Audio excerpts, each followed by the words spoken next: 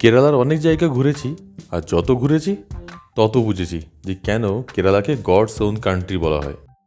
ভারকালা, আলেপি, মারারি, কোচি, কোইকোড়ে টুকটাক জায়গাগুলো ঘুরেছি এবং আরও ঘোরার ইচ্ছে রয়েছে। ঠিক তেমনই বছর দুয়েক আগে ঘুরতে গেছিলাম কেরালার মুন্নার পাহাড়ি এলাকায়। তখন সেভাবে ভ্লগ করা হতো না ইউটিউবে, কিন্তু হাতের মুঠোফোনটাতে ভিডিও তুলে রাখা বা ফটো তুলে রাখার শখ বরাবরই ছিল। কয়েকদিন আগে ঘর শিফটিংয়ের সময় সব জিনিসপত্র গোছগাছের সময় হঠাৎ করেই খুঁজে পেলাম পুরনো ডেস্কটপের হার্ড ডিস্কটা। ল্যাপটপের সাথে কানেক্ট করেই হঠাৎ খুঁজে পেলাম মুন্নারে ঘুরতে যাওয়ার সেই ফোল্ডার, আর আমি নিজেই হারিয়ে গেলাম ভিডিওগুলো আর ছবিগুলো দেখতে দেখতে। তখন ভ্লগ করিনি তো কী হয়েছে, এত সুন্দর ছবি আর এত সুন্দর স্মৃতিগুলো রয়েছে, ভাবলাম সেই স্মৃতিগুলোই আজ সবার সাথে শেয়ার করে নেওয়া যাক মুন্নারের গল্প দিয়ে। শুধু কেরালা বলে নয়, দক্ষিণ ভারতের হিল স্টেশনগুলোর মধ্যে খুবই জনপ্রিয় মুন্নার। উটির মতো এখানে আবার টয় ট্রেন নেই, কিন্তু আবহাওয়া অনেকটা উটির মতোই। তবে এখানে রয়েছে সাদা মেঘে ঢাকা ধূসর সবুজ কিছু পাহাড় আর মাইলের পর মাইল বিস্তৃত সবুজ চা বাগান। ছোট বড় নানা রকম কিছু পাহাড়ি ঝর্ণা, সেই সাথে মুন্নারের তথা কেরালার ইতিহাস এবং সংস্কৃতির ছোঁয়া। পাহাড়ের গা ঘেঁষে এক হোমস্টেতে ছিলাম আমরা, চারিদিকে চা বাগান দিয়ে ঘেরা। আর এই 2 দিনের মুন্নার সফর 2 বছর পরে এসেও যেন মনে হচ্ছে এই তো সেদিন গেলাম।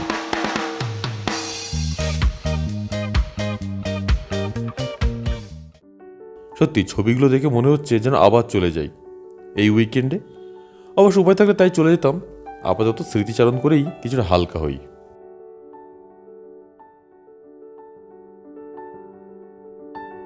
ব্যাঙ্গালোর থেকে বাসে করে মুন্নার যেতে কমপক্ষে 10 থেকে 13 ঘন্টার মতো লাগে। বাস পুরোপুরি মুন্নার যায় না, পাহাড়ে ওঠার আগে নামিয়ে দেয়, ট্রাভেলারে করে মুন্নার পৌঁছে দেয়। আর সব বাসগুলো তো রাতে জার্নি করে, মানে গোটা রাতটা বাসের মধ্যে ঘুমিয়ে কাটাতে হবে। আর আমি শুনেছি মুন্নায় যাওয়ার পথে নাকি সুন্দর সুন্দর পাহাড়ের চা বাগান পড়ে রাস্তায়। তো আমরা কি করলাম, ব্যাঙ্গালোর থেকে ট্রেনে করে কয়েম্বাটুর চলে গেছিলাম আগের দিন। কয়েম্বাটুর স্টেশন থেকে নেমে স্টেশনের কাছে একটা হোটেলে রাত কাটিয়ে সেখান থেকে গাড়ি করে সোজা মুন্নার। কয়েম্বাটুর থেকে 4-5 ঘন্টার জার্নি। তো আমরা একদম সকালবেলা 6টার সময় বেরিয়ে গেছিলাম। আর সেই রাস্তায় এত সুন্দর দৃশ্য ভাষায় প্রকাশ করার মতো নয়। হাইওয়ে দিয়ে যখন গাড়ি চলছিল, মাইলের পর মাইল দেখলাম উইন্ডমিল রাখা ছিল। চিরাচরিত জার্নিগুলোর থেকে অনেকটাই আলাদা। কিছুক্ষণের জন্য মনে হচ্ছিল যেন অন্য কোনো অচেনা জায়গায় চলে এসেছি। ড্রাইভারকে বলে আমাদের ফোনটা গাড়ির সাথে কানেক্ট করে পছন্দের গানগুলো চালিয়ে দিয়েছিলাম, আর চারপাশের দৃশ্যগুলো উপভোগ করছিলাম। নতুন জায়গায় যাওয়ার সময় অন্য নতুন জায়গাগুলোর মধ্যে দিয়ে যাওয়ার যে নতুন আনন্দ, সেটা খুব উপভোগ করি আমরা। সুন্দর সুন্দর সাউথ ইন্ডিয়ান বাড়ি, নারকেল গাছের সারি, দূরে ছোট বড় পাহাড়, আর রাস্তার দুপাশে অনেক দূর পর্যন্ত রাখা উইন্ডমিলগুলো ছবির মতো লাগছিল। মাঝে মাঝে ছবি তুলছিলাম, ভিডিও করছিলাম, আবার কখনো কখনো ফোনটা পকেটে রেখে চারিদিকে দৃশ্যগুলো শুধু 2 চোখ ভরে দেখছিলাম। ভ্লগ বানানোর মতো ভিডিও করিনি, নাহলে হয়তো আরও সুন্দর একটা মেমোরি থেকে যেত। যেহেতু খুব সকালে বেরিয়ে পড়েছিলাম, তাই রাস্তা দিয়ে যেতে যেতে খিদে পেয়ে গেছিল। ড্রাইভারদাকে বললাম রাস্তায় কোনো একটা ভালো জায়গায় দাঁড় করাতে, যেখানে ব্রেকফাস্ট করে যেতে পারবো। তো সেই মতো একটা জায়গায় দাঁড়িয়ে ড্রাইভার এবং আমরা ব্রেকফাস্টটা সেরে নিলাম। কলাপাতে করে ইডলি, চাটনি আর সাথে সাম্বার। পেট আর মন দুটোই শান্ত ছিল খেয়ে।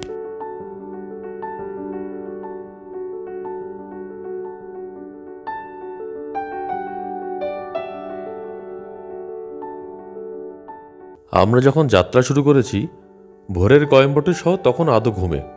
রাস্তাগুলো ফাঁকা, বাতাসে হালকা একটা ঠান্ডা ভাব। গাড়ির ইঞ্জিনের মৃদু গুঞ্জন ছাড়া আর কোনো শব্দ নেই তেমন চারপাশে। তো আমরা ড্রাইভারকে বললাম গরম তো তেমন নেই, আপনি এসি বন্ধ করে দিন, জানলাটা খুলে দিন। ভ্রমণের আনন্দ এমনই, গন্তব্যের চেয়ে পথটাই যেন বেশি আকর্ষণীয় হয়ে ওঠে কখনো কখনো।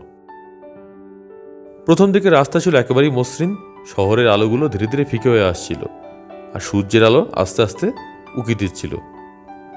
এরপর আমরা আস্তে আস্তে পৌঁছলাম আন্নামালাই টাইগার রিজার্ভের দিকে। তখন প্রকৃতি ধীরে ধীরে নিজের রহস্যময় রূপ খুলতে ধরল। রাস্তার দুপাশে জঙ্গল শুরু হতে লাগলো। মাঝে মাঝে দেখা মিলছে ছোট ছোট বাঁদর বা কখনো হরিণের দল রাস্তায় খাবার খুঁজছে। হাতি এক্সপেক্ট করেছিলাম, বাঘ হয়তো দেখতে পেতাম, তখন আর পাইনি। এক অন্যরকম অনুভূতি, মানুষের তৈরি শহর থেকে বেরিয়ে এসে প্রকৃতির রাজ্যে প্রবেশ করা। 7টি চেকপোস্ট পেরিয়ে তারপরে আমরা মুন্নার ঢুকছিলাম, মানে কেরালা ঢুকলাম আর কি।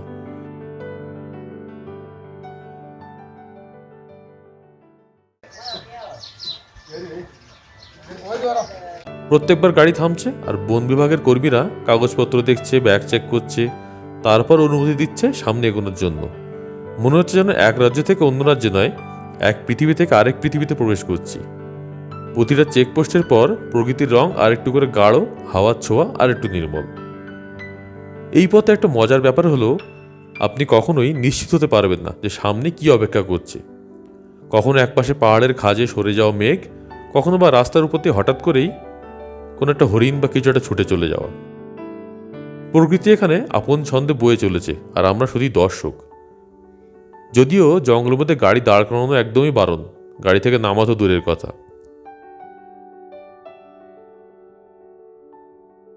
প্রকৃতি একদম অন্য রূপে দেখতে পেলাম। এখানে কোনো কোলাহল নেই, কোনো হর্ন বাজারের অনুমতি নেই, শুধু বাতাসের শব্দ আর পাখিদের ডাক। মাঝে মাঝে গাড়ির জানলা দিয়ে তাকিয়ে মনে হচ্ছিল এই নীরবতাই প্রকৃতির আসল ভাষা। জঙ্গল পেরিয়ে পাহাড়ের ওপারে গিয়ে এক জায়গায় গাড়ি থামিয়ে বাইরে বেরোলাম। সামনে শুধু সবুজ আর সবুজ, গাছের পাতায় পড়া সূর্যের আলো চিকচিক করছে। তখন মনে হলো সত্যিই আমরা প্রকৃতির কি দারুণ এক অংশ, যারা অল্প কিছুক্ষণের জন্য আসে, দেখে, ছবি তোলে, তারপর আবার শহরে ফিরে যায়। শহরে থাকতে থাকতে আমরা ভুলেই যাই প্রকৃতির এই গভীর প্রশান্তির কথা। আচ্ছা, বেশ কিছুক্ষণ পর আমাদের গাড়ি তামিলনাড়ু ছেড়ে কেরালায় ঢুকে পড়ল। এই বদলটা এতটাই আকস্মিক যে বোঝা দেয় যে কখন আমরা এক রাজ্য থেকে আরেকটি ঢুকে পড়েছি। হঠাৎ করে রাস্তার ধারে একটা চায়ের দোকান, মালায়ালাম লেখা সাইনবোর্ড, আর লোকজনের শ্বাস পোশাক একই রকম। কিন্তু সবচেয়ে বড় পরিবর্তন ছিল প্রকৃতিতে। চারপাশে একেবারে গাঢ় সবুজ, পাহাড়ের ঢালে সারি সারি চা বাগান। এখানে এসে মনে হলো এতদিন যে মুন্নারের ছবি দেখেছি তা যেন চোখের সামনে জীবন্ত হয়ে উঠল। চা বাগান এতটাই বিস্তৃত যে মনে হচ্ছিল সবুজ এক সমুদ্রের মধ্যে দিয়ে যাচ্ছি, আর বাতাসে চায়ের গন্ধ, সঙ্গে এক অদ্ভুত প্রশান্তি। জানলা দিয়ে হালকা বাতাস গায়ে লাগানোর জন্য যখন মুখটা বের করে দিলাম, তখন একটা ভাবনা এলো, কত মানুষ প্রতিদিন এই রাস্তা দিয়ে যায়, কিন্তু কয়জন এই অনুভূতি সত্যি করে উপভোগ করতে পারে।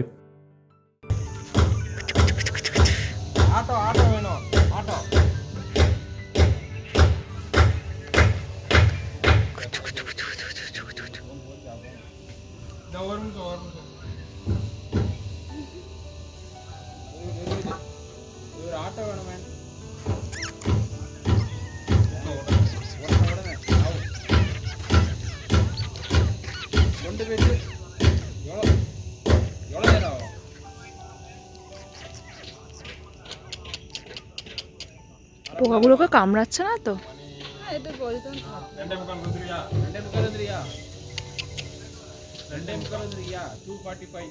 মানে যারা বাইরে থেকে এসেছে তারা তো বুঝতে পারছি আমাদের জীবনে এমন কত কিছুই তো সবকিছু দ্রুত, সবকিছু ছুটে চলার।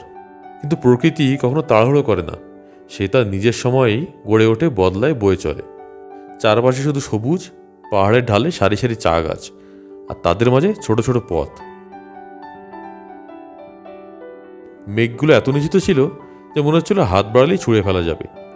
হোমস্টেতে পৌঁছে ব্যাগগুলো রেখে আমরা আশেপাশে চা বাগান ঘুরতে বেরিয়ে পড়লাম। হোমস্টে থেকে সুন্দর ভিউ ছিল, এত সুন্দর হবে সেটা আশা করিনি। টুকটাক ছবি দেখেই বুক করেছিলাম। জোম্যাটোর ফ্যাসিলিটি আছে, লোকাল একটা দোকান থেকে বিরিয়ানি অর্ডার করে একটু খেয়ে দিয়ে তারপর আমরা বেরিয়ে পড়লাম আশেপাশে ঘুরতে।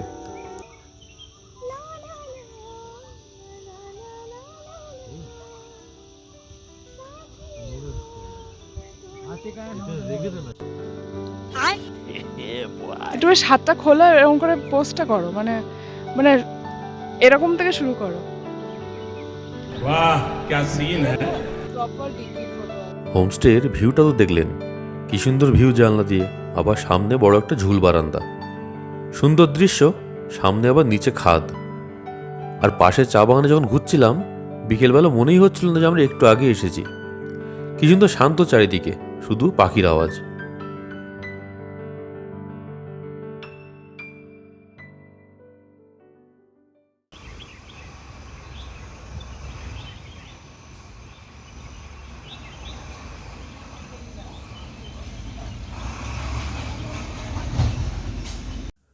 পাশেই আর একটা সুন্দর প্রপার্টি রয়েছে, তবে সেটা হোমস্টে নয়, বাড়িটাতে কেউ থাকে না। একটা হ্যামক টানানো ছিল ওখানে, এত সুন্দর ভিউ, তাই আমরা এক একজন করে এক একবার বসে দোল খাচ্ছিলাম। এত সুন্দর লাগছিল, আগে কখনো এরকম মনে হয়নি। সন্ধে হওয়ার একটু আগে রুমে চলে এলাম। চায়ের কাপ হাতে জানলা দিয়ে পাহাড়ের মাথায় মেঘের নাচ দেখতে লাগলাম বিভোর হয়ে।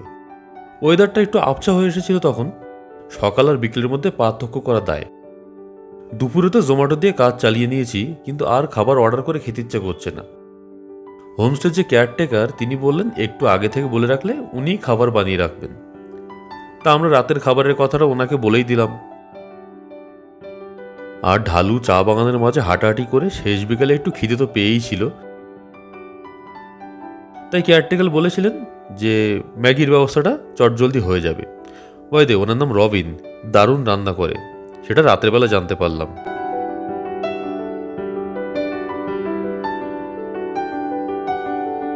বিকেলটা ম্যাগি দিয়ে পেট ভরালাম। হালকা ঠান্ডার মধ্যে ঘরের ভিতরে খাটে বসে সামনে এরকম পাহাড়ি দৃশ্য, সাথে গরম ম্যাগি আর প্রিয় মানুষদের সাথে আড্ডা, আর কি চাই। মনে হচ্ছিল সময় যেন এখানেই থেমে থাকুক।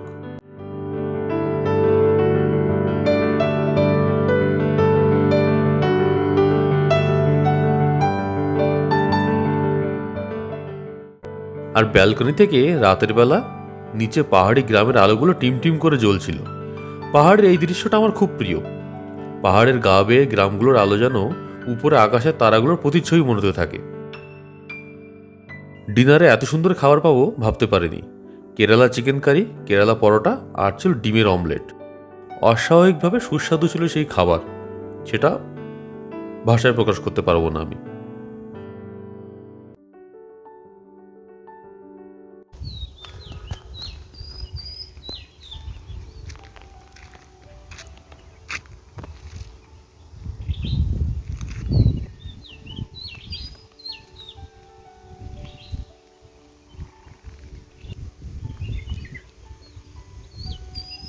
পরের দিন ঘুম থেকে উঠে সোজা ছুটলাম চা বাগানের দিকে, একদম দেরি না করে।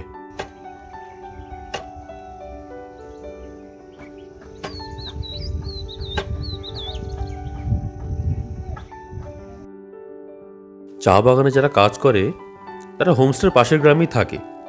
চা তুলছিল দেখে দীপা বলল ওর একটু চা পাতা তুলতে ইচ্ছা হচ্ছে। এখানে দেখলাম হাতে করে নয়, অদ্ভুত এক হাতে চালানো মেশিন দিয়ে চা পাতা তোলা হচ্ছে। আর চা বাগানের মধ্যে থেকে থেকে কিছু কমলালেবু গাছ ছিল। এত কাছ থেকে গাছে ঝুলে থাকা কমলালেবু আগে কখনো দেখিনি আমরা,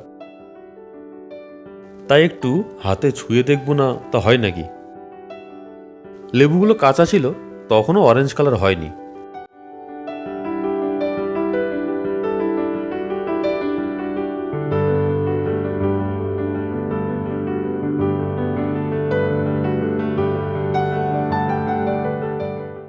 রিয়া তখন ঘুম থেকে ওঠেনি, আমি আর দীপাই ঘুরে বেড়াচ্ছিলাম চা বাগানের মধ্যে। সকালবেলা কাঁচা রোদ মাখানো সবুজ চা বাগান এতটাই সুন্দর লাগছিল বলে বোঝানো যাবে না।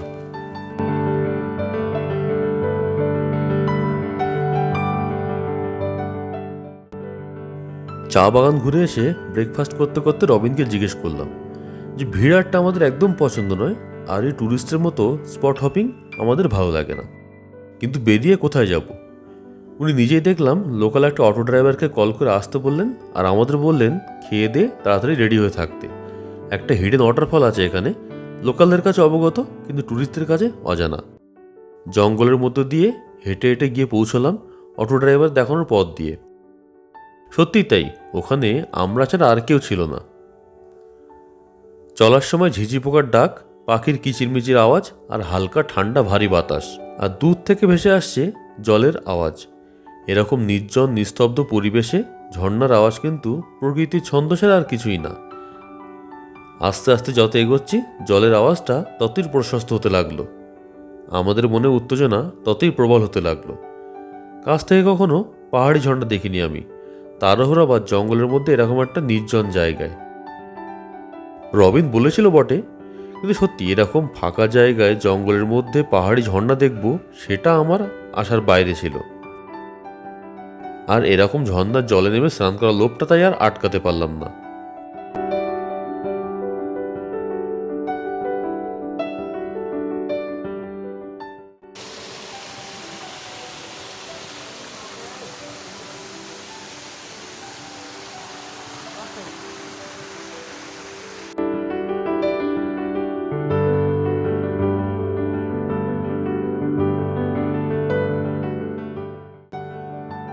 দীপা আর রিয়া প্রথমে ভয় পাচ্ছিল, কিন্তু পরে নামতে রাজি হয়ে গেছিল। আমি এমনি খুব শীত কাতুরে, একটু ঠান্ডা পড়লে গরম জল ছাড়া স্নান করতে পারি না, নয়তো স্নান না করার অজুহাত বানাতে থাকি। সেই আমি সবার আগে ঠান্ডা জলে নেমে পড়েছি, মানে বুঝতেই পারছেন কতটা এক্সাইটেড ছিলাম। এরকম অভিজ্ঞতা তো আমার কখনো হয়নি। সোসাইটির সুইমিং পুলে নামিনি কখনো, কিন্তু এরকম জঙ্গলের মধ্যে পাহাড়ি ঝর্ণায় স্নান করার সুযোগ আর পাবো কিনা জানি না, তাই আগে পরে না ভেবে ঝর্ণার জলাশয়ে নেমে পড়েছিলাম। এই ঠান্ডা জলের মধ্যে 1 ঘন্টার উপরে কাটিয়েছিলাম আমরা। তবে ওই যে বলে না, ভালো কিছু পেতে গেলে কিছু স্যাক্রিফাইস করতে হয়, এখানে আমার শখের মোবাইলটা ওই জলের মধ্যে পড়ে গেছিল। না, আর ঠিক হয়নি, ব্যাঙ্গালোরে ফিরে আবার নতুন একটা ফোন কিনতে হয়েছিল।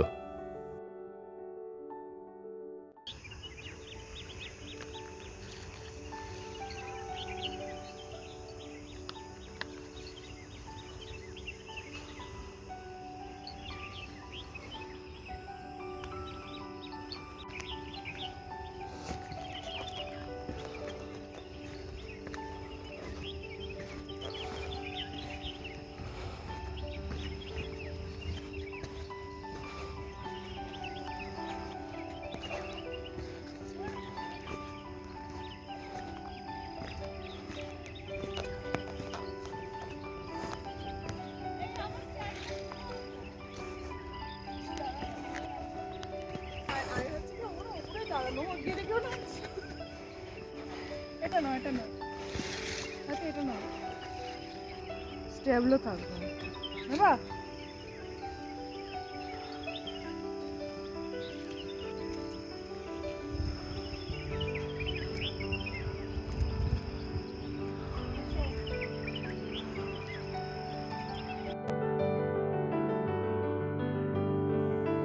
ঝর্ণার জলে স্নান করে এসে লাঞ্চ করে দারুণ একটা ঘুম দিলাম।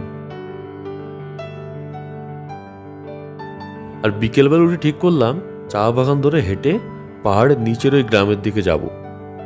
তো সেই মতো বেরিয়ে পড়েছিলাম, কিন্তু যতই নিচের দিকে নামছি ভাবছি আর পৌঁছে যাব, ততই দেখছি রাস্তা আর শেষ হচ্ছে না। সন্ধে হয়ে আসছে, এদিকে আবার উপরেও ফিরতে হবে।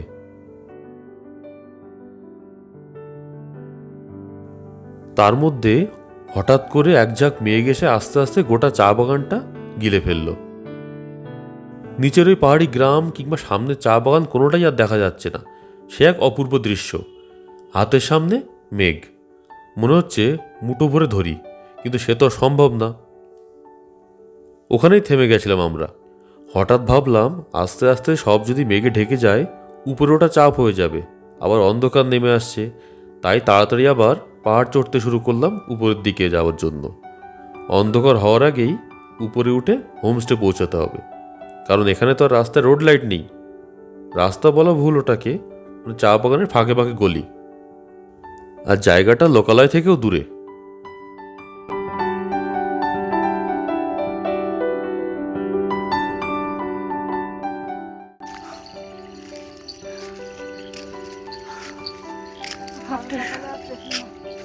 After tea plantation trek, we are done.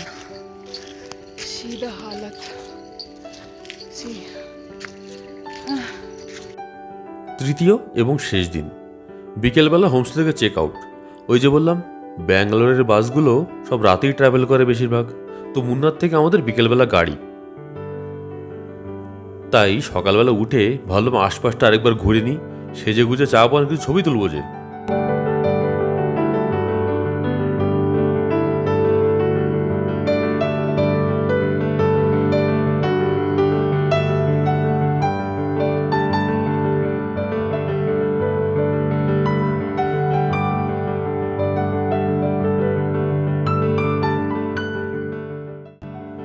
আগের দিন কমলালেবু দেখেছিলাম, রিয়া বলল ও দেখতে যাবে, তো ওকেও নিয়ে গেলাম চা বাগানের মধ্যেই কমলালেবু গাছের ওখানে। একটা গাছে পাকা কমলালেবু দেখে ও আর লোভ সামলাতে পারেনি, একটা লেবু ছিঁড়েই ফেললো।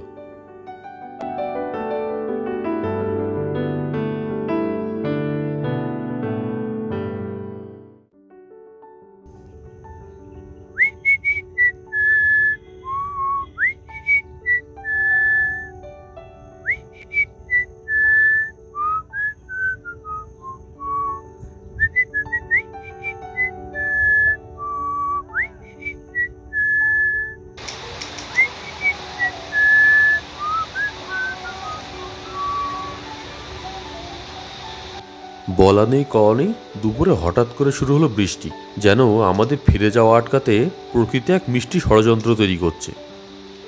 Happy birthday to you, happy birthday to you, happy birthday to পার্থদা, হ্যাপি বার্থডে টু ইউ।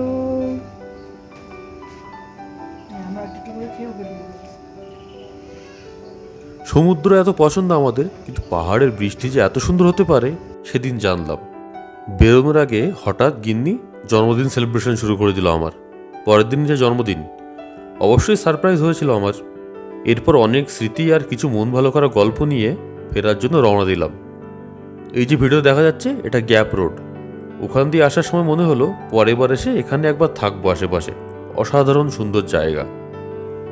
ভিডিওগুলো দেখতে দেখতে 2 বছর আগের স্মৃতি আমার কাছেই নতুন করে তাজা হয়ে গেল। খুব শিগগিরই যাওয়ার জন্য প্ল্যান শুরু করলাম।